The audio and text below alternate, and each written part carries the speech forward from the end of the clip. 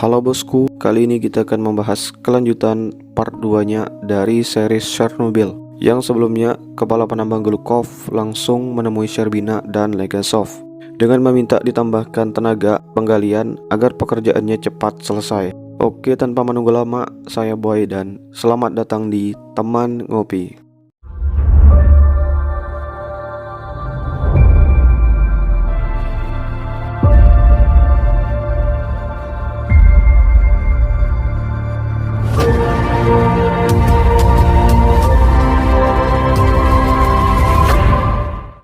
Pada 6 Mei 1986, 9 hari setelah ledakan, tepatnya di lokasi penggalian, Glukov kembali meminta agar dipasangkan kipas angin mengingat suhu di terowongan sangatlah panas.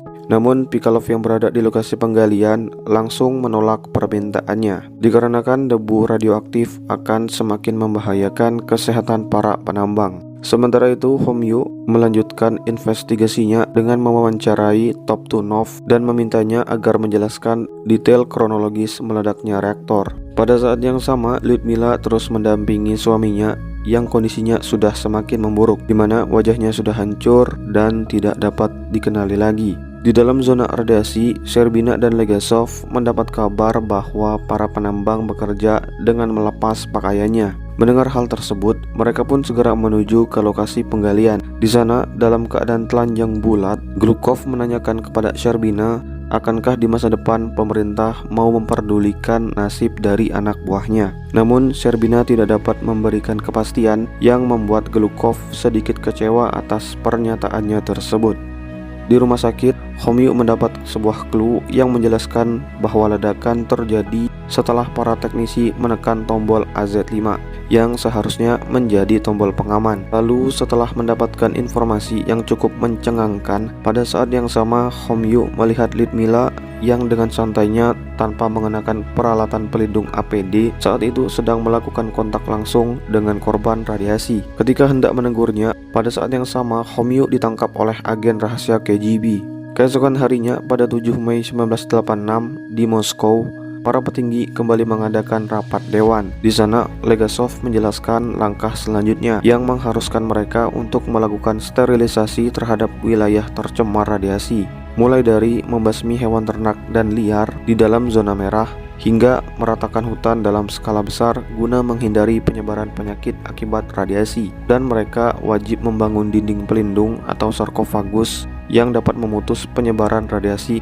dari reaktor 4 yang dalam pembangunannya akan menelan banyak korban jiwa dan biaya yang tidak sedikit. Seusai rapat, Legasov dan Sherbina langsung menemui ketua KGB Charkov dan memintanya agar membebaskan Homyu. Lalu tanpa menunggu lama, pada malam itu juga Legasov langsung menjemput Homyu. Di sana, Legasov terkejut setelah mendengar pernyataan Homyu yang mengatakan bahwa tombol AZ5 merupakan pemicu dari meledaknya reaktor. Keesokan harinya, untuk menuntaskan bencana Chernobyl, para militer mulai memperlakukan wajib militer kepada masyarakat. Mereka pun mulai melakukan reevakuasi terhadap sisa penduduk dan mulai melakukan pembersihan terhadap benda-benda yang disinyalir mengandung radioaktif. Sementara itu, dalam keadaan duka, Lyudmila ditemani dengan para istri dari korban radiasi Chernobyl sedang menghadiri sebuah pemakaman khusus. 4 bulan setelah ledakan, pada bulan Agustus 1986, Lyudmila pindah ke sebuah apartemen di Kiev untuk memulai hidup barunya. Pada saat yang sama, Sherbina, Legasov, dan Takarov, seorang komandan dari operasi pembersihan, sedang membahas bagaimana cara membersihkan puing-puing radioaktif.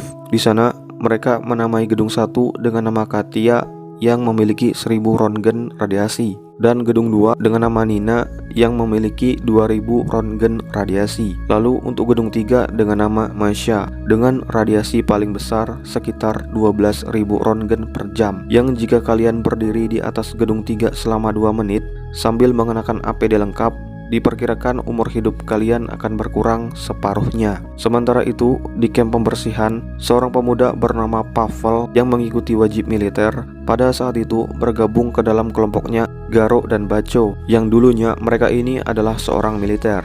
Di sana Bacho langsung mengakrabkan diri dengan Pavel dengan memberinya pelindung kelamin yang terbuat dari besi timbal. Ia pun menjelaskan tugas timnya kepada Pavel. Pada saat yang sama, Homyu mendatangi sebuah universitas Lomonosov di Moskow untuk menemukan informasi pendukung terkait bencana Chernobyl. Sementara itu, di zona merah, Sherbina, Legasov, dan Takharov sedang melakukan pembersihan puing-puing radioaktif pada gedung 1 dan 2 menggunakan sebuah robot penjelajah bulan yang pada percobaannya robot tersebut berhasil melakukan tugasnya. Melihat hal tersebut, Legasov pun mulai menampakkan senyuman kecil atas keberhasilan yang disaksikannya. Di rumah sakit pusat Moskow, Homyu kembali menemui Dyatlov untuk sekali lagi meminta keterangan darinya. Namun dengan keras kepala, Dyatlov tidak mau memberikan kesaksiannya dengan tetap menuduh teknisi Akimov dan Toptunov sebagai pelaku yang menyebabkan terjadinya bencana Chernobyl. Pada saat yang sama, Pavel, Baco, dan Garo mulai melaksanakan tugasnya sebagai tim pembasmi hewan radiasi. Di sana, dengan keadaan ragu, Pavel menembak seekor anjing tepat di perutnya. Lalu, Baco yang melihat pekerjaan Pavel yang masih setengah-setengah langsung menghampirinya dan mengatakan agar memberikan tembakan mati yang tidak membuatnya tersiksa karena kesakitan. Lalu pada waktu istirahat, Baco menceritakan pengalaman yang sama pernah ia rasakan ketika ditugaskan sewaktu ke Afghanistan, di mana ia pernah menembak seorang manusia tepat di perutnya, yang dimana langsung membuatnya depresi. Namun ia tersadar bahwa yang dilakukannya tersebut adalah salah satu bentuk pengabdiannya terhadap melayani negara dan bukan keinginannya semata untuk membunuh seorang manusia. Mendengar hal tersebut membuat kegalauan Pavel sedikit terobati. Lalu pada bulan September 1986, negara Soviet memesan sebuah robot canggih Jerman dengan nama Joker yang hendak digunakan untuk membersihkan radiasi pada gedung 3 Masya. Lalu ketika hendak menjalankan tugasnya di hadapan Sherbina, Legasov, dan Takharov, robot tersebut mengalami malfungsi setelah menerima pancaran sinar gamma yang langsung merusak sirkuit dari robot tersebut. Setelah mengetahui bahwa dalam pembuatan robot tersebut, pihak pemerintah tidak menyebutkan nilai dari radiasi yang sebenarnya dan malah memberikan nilai propaganda, pada saat itu langsung membuat Sherbina marah terhadap tindakan remeh dari pemerintah. Setelah menemui jalan buntu, pada malam harinya Legasov menyarankan agar menggunakan Bio-Soldier atau manusia sebagai langkah akhir untuk membersihkan gedung 3 Masya. Keesokan harinya, Pavel dan timnya kembali melakukan perburuan hewan radiasi. Di sana ia kembali dihadapkan oleh situasi yang sulit dan mengharuskannya untuk membunuh segerombolan anak anjing yang sedang menyusui induknya. Karena tidak kuasa, akhirnya pekerjaan kotor tersebut diambil alih oleh seniornya Baco. Lalu setelah menyelesaikan misinya tersebut dengan perasaan menyesal berselimut kebanggaan, mereka pun kembali pulang ke kamp pembasmian. Tepat pada bulan Oktober 1986, dibentuklah ribuan pasukan Bio-Soldier yang secara bergantian mereka diberi waktu 90 detik untuk membersihkan atap gedung 3. Di sana terlihat salah seorang prajurit tergesa-gesa saat melakukan tugasnya, sehingga membuat kakinya tergores mineral grafit yang berada di atap bangunan. Setelah berhasil membersihkan atap gedung 3, ribuan pasukan yang selamat saat itu menerima hadiah sebesar 800 rubel sebagai kompensasi atas jasanya terhadap negara. Cerita pun berlanjut pada bulan Desember 1986. Untuk menghindari kuntitan agen KGB di kota Pripyat, Legasov, Sherbina, dan Homyu mengadakan sebuah pertemuan rahasia. Di sana Legasov mengatakan bahwa mereka bertiga akan dijadikan saksi ahli dari persidangan Bryukhanov, Fomin, dan Dyatlov nantinya. Legasov mengatakan bahwa jurnal yang sempat dibaca oleh Homyu merupakan peninggalan dari temannya yang bernama Volkov, yang dulunya sempat membongkar kebusukan negara yang merahasiakan cacat dari tombol AZ5. Akibat dari perbuatannya, Volkov dikucilkan dari masyarakat dan hidup dalam pengawasan agen KGB. Berdasarkan pengalaman tersebut, Legasov dengan terpaksa memilih untuk patuh terhadap keinginan negara. Mendengar hal tersebut, Homyu mengatakan bahwa seorang istri pemadam kebakaran Chernobyl, Lyudmila, sempat melahirkan seorang bayi yang hidupnya cuma sesaat karena terlalu banyak menyerap radiasi yang ada pada tubuh ibunya. Mendengar pernyataan Homyu, saat itu Sherbina dan Legasov cuma bisa terdiam. Kemudian cerita kembali pada tanggal 25 April 1986, 12 jam sebelum ledakan, di mana keadaan masih tampak normal. Pada saat itu, Bryukhanov yang tidak dapat menghadiri pengujian reaktor menugaskan seorang Dyatlov untuk menggantikannya sebagai pengawas. Bryukhanov juga meminta agar pengujian ditunda sementara dikarenakan masalah teknis penurunan daya. Kembali ke cerita utama, pada bulan Maret 1987, saat itu Ketua KGB Charkov memuji tindakan Legasov yang telah bersedia memberikan kesaksian palsu pada media dan memintanya kembali untuk melakukan hal yang sama pada persidangan petinggi Chernobyl nantinya. Kemudian pada hari yang sama, Khomyu menemui Legasov dan memintanya agar mengungkapkan kebenaran, di mana Komite Badan Atom Internasional akan mengirimkan beberapa ilmuwan yang akan mendengarkan kesaksian Legasov di persidangan nanti. Dengan kesaksiannya tersebut, para ilmuwan berencana untuk melakukan revolusi membenahi sistem pemerintahan yang dinilai korup.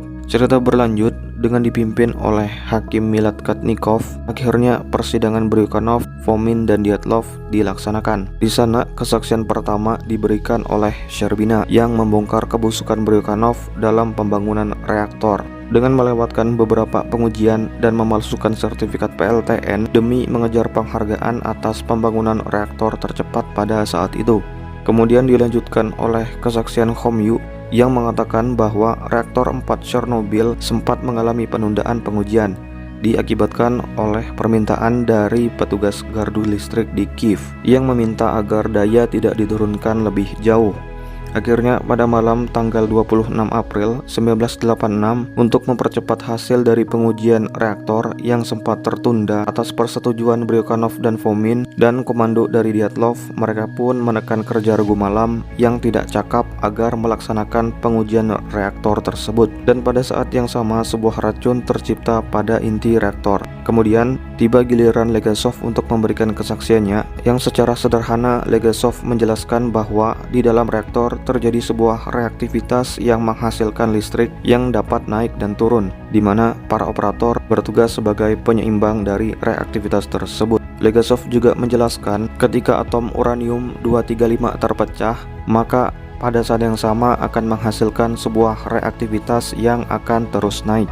Dan untuk mengimbanginya dipasangilah batang kendali boron dan air yang dapat menurunkan reaktivitasnya. Namun pada saat air dialirkan menuju sistem, air tersebut akan mengambil panas bahan bakar dan menciptakan uap yang disebut dengan koefisien void positif, di mana uap tersebut akan semakin bertambah dan meningkatkan reaktivitasnya. Lalu untuk mendinginkannya digunakanlah koefisien suhu negatif. Itulah penjelasan tak kasat mata yang terjadi pada sebuah reaktor dalam menyuplai listrik ke seluruh kota tanpa menimbulkan api dan asap. Namun akibat dari reaktor Chernobyl yang sempat mengalami penundaan dalam pengujiannya, membuat sebagian besar energi yang menumpuk dan menciptakan xenon yang seharusnya habis terbakar pada proses normalnya. Akibat dari kejadian tersebut, rantai keseimbangan di dalam reaktor telah terganggu. Legasov juga mengatakan pada saat itu teknisi Toptunov dan Akimov yang mengetahui bahwa inti reaktor telah teracuni xenon dengan ditandai turunnya daya secara drastis hingga ke 30 MW. Akhirnya mereka memutuskan untuk memadamkan reaktor. Namun akibat dari ancaman pemecatan yang diberikan Dyatlov memaksa mereka untuk terus melanjutkan pengujian. Mendengar hal tersebut, Dyatlov berdalih bahwa pada saat para teknisi menaikkan daya, ia sedang berada di toilet. Namun kali ini Dyatlov tidak dapat menyangkal pernyataan dari Legasov, di mana terdapat bukti konkret wawancara Khomyu terhadap teknisi sebelum meninggal, yang menyebutkan bahwa segala perintah pada saat itu dipegang oleh Dyatlov. Ketika sidang mengalami reses, Sherbina mengatakan bahwa kanker yang menjalar di tubuhnya membuat dirinya tidak dapat bertahan lebih lama lagi. Ia juga mengakui sempat meremehkan bencana Chernobyl pada kali pertama mendengar kasusnya. Lalu mendengar hal tersebut membuat Legasov berterima kasih kepada Sherbina, yang jika tanpa bantuannya, pemulihan Chernobyl tidak akan berjalan dengan lancar. Cerita berlanjut di mana Legasov kembali menjelaskan bahwa lewat 38 menit tengah malam saat itu reaktor sudah hampir padam, di mana dalam keadaan daya 30 MW racun xenon terus terbentuk dan tidak terbakar sedikit pun, dan terus meracuni inti reaktor, yang mengakibatkan reaktor tidak cukup panas agar dapat menghasilkan uap yang cukup. Satu-satunya cara untuk keluar dari masalah tersebut adalah dengan menaikkan daya secara perlahan hingga 24 jam ke depan. Namun karena paksaan dari Dyatlov yang menginginkan hasil cepat, Akimov dan Toptunov yang tidak punya pilihan lain menarik keluar 205 batang kendali boron yang berfungsi sebagai pembatas atau rem dari reaktivitas tersebut, yang pada saat itu langsung menyebabkan bahan bakar menjadi dingin, sehingga koefisien suhu negatif tidak lagi membebani reaktivitas. Namun dalam hal ini, racun dari xenon tetap menumpuk pada inti reaktor, dan untuk keluar dari masalah tersebut adalah dengan menaikkan daya ke 200 MW. Seperti penjelasan tersebut, Legasov menggambarkan kronologis di dalam ruang kendali, di mana pada saat itu Dyatlov yang tidak peduli dalam keadaan daya 200 MW dan kurangnya uap tetap memaksa agar teknisi untuk melakukan pengujian, di mana para teknisi lainnya Yuvchenko, Perevozchenko, Dekteryenko, dan Khodemchuk tidak diberitahu bahwa pada saat itu telah dilakukan pengujian pada inti reaktor. Lalu tepat pukul 1:22:30 Tomptunov melihat komputer skala mengatakan agar harus dilakukan pemadaman segera terhadap reaktor. Lalu pada pukul 1:23:04 di mana pompa air berhenti mengalirkan pendingin segar ke bahan bakar uranium, yang dalam waktu kurang dari sedetik reaktivitas meningkat, di mana air sisa di dalam inti langsung menjadi uap, void terbentuk, dan xenon yang tersisa pun hancur. Lalu tepat pukul 1:23:35 terjadi lonjakan daya secara drastis. Di dalam persidangan, Dyatlov kembali menyela penjelasan dari Legasov dan hampir membuat persidangan ditunda. Namun tidak tinggal diam, Sherbina memerintahkan agar sidang kembali dilanjutkan. Lalu tanpa membuang kesempatan, Legasov kembali menjelaskan karena situasi yang telah diciptakan oleh seorang Dyatlov, tepat pukul 1:23:40 Akimov menekan tombol AZ5 sebagai langkah pemadaman, di mana tombol tersebut langsung memasukkan semua batang kendali boron yang telah dikeluarkan sebelumnya. Catatan, batang kendali tersebut terbuat dari boron yang digunakan untuk menurunkan reaktivitas. Namun ujungnya terbuat dari grafit yang berfungsi untuk meningkatkan reaktivitas. Akibat dari kejadian tersebut, di mana grafit lebih dahulu memasuki inti reaktor, seketika langsung menguapkan air dan uap tersebut menyebar dan merusak serangkaian sistem saluran bahan bakar pada reaktor, yang menyebabkan batang kendali macet dan grafit terus mempercepat reaksi dan membuat reaktor 4 Chernobyl menjadi bom nuklir. Pada saat yang sama, Legasov membeberkan alasan kenapa dalam pembangunan reaktor di Soviet menggunakan bahan grafit.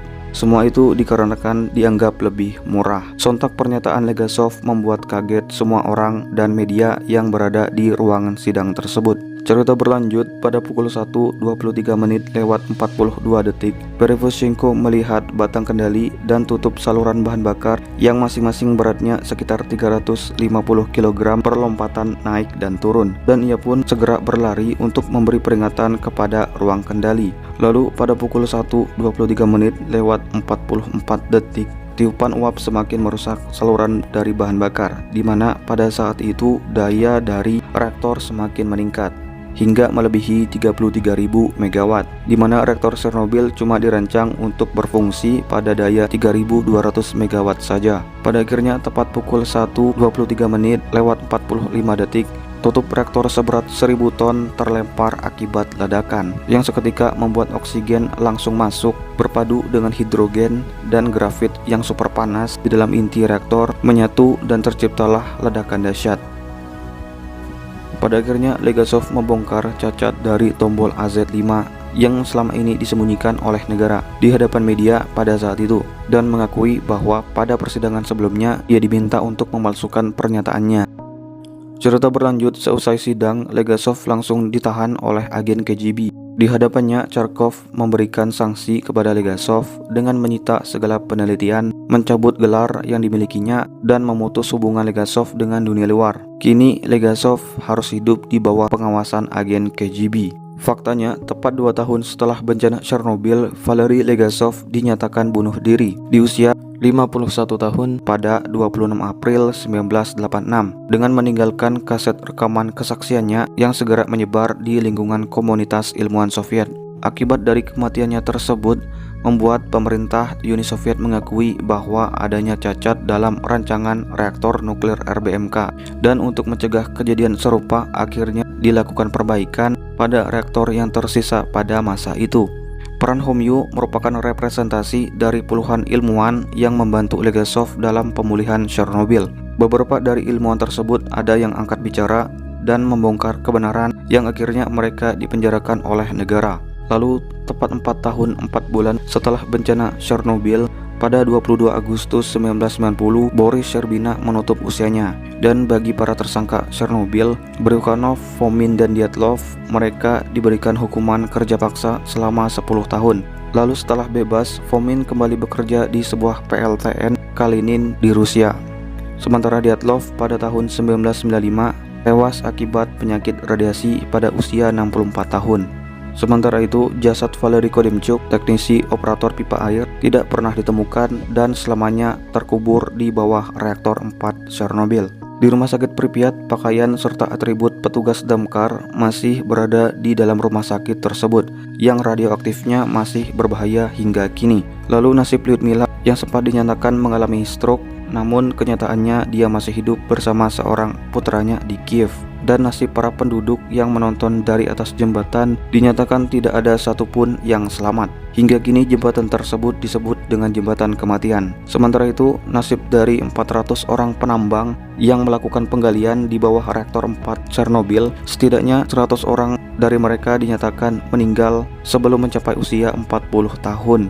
Dan nasib dari 3 orang pemberani yang menuruni ruang pompa demi menguras tabung bubbler dinyatakan selamat setelah mengalami rawat inap. Lalu nasib dari 600.000 orang yang ikut wajib militer dilaporkan banyak menderita penyakit radiasi, dan negara pun tidak memiliki laporan pasti tentang apa yang sebenarnya terjadi kepada mereka. Hingga kini luas wilayah tercemar Ukraina dan Belarus dikenal sebagai nama zona eksklusi yang mencakup luas wilayahnya sekitar 2.600 km persegi dan perkiraan sekitar 300.000 penduduk yang sempat diungsikan dari wilayah Chernobyl hingga kini dilarang kembali ke tempat tersebut. Kemudian negara Uni Soviet dipimpin oleh Mikhail Gorbachev hingga pembubaran pada tahun 1991, dan pada tahun 2006 ia menulis sebuah buku tentang kecelakaan Chernobyl mungkin menjadi salah satu penyebab runtuhnya negara Uni Soviet. Hingga pada tahun 2017, proyek pembangunan kubah baru selesai dibangun yang diperkirakan akan dapat bertahan selama 100 tahun ke depan. Dan bagi korban jiwa yang telah berjatuhan akibat bencana Chernobyl diperkirakan mencapai 4.000 hingga 93.000 orang. Sementara angka kematian pada catatan negara tidak berubah sejak tahun 1987 dengan total 31 jiwa. Film ini dibuat untuk mengenang bagi mereka yang menderita dan berjuang akan bencana Chernobyl. Oke, cukup sekian cerita yang dapat saya sampaikan. Apabila ada salah dalam penyebutan tokoh dan penyampaian pada cerita yang diangkat dari kisah nyata ini, saya mohon maaf dan film pun berakhir.